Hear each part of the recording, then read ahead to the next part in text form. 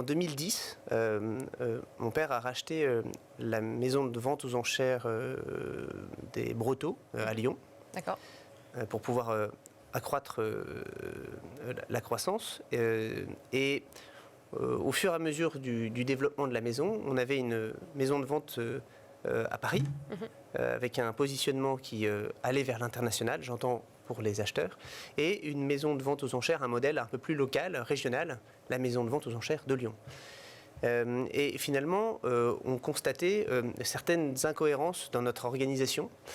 Le premier point, c'est que souvent, un objet était identifié à Lyon. Par exemple, Oui. voilà, vous identifiez un bijou à Lyon, il est estimé à Lyon, il monte à Paris pour être expertisé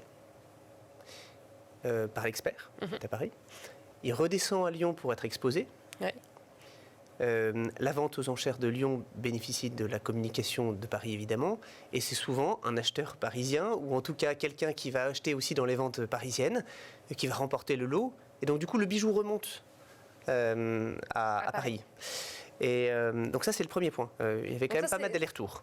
Et donc un fichier d'acheteurs parisiens qui est quand même assez conséquent. Oui. Et ce qui nous amène à un deuxième constat, c'est qu'en termes de résultats, si vous prenez par exemple, je cite mon père qui parle d'un Bernard Buffet, dimension identique, prix assez coté. Il y avait une différence d'au moins 20% entre un Bernard Buffet vendu à Lyon et un Bernard Buffet vendu à Paris.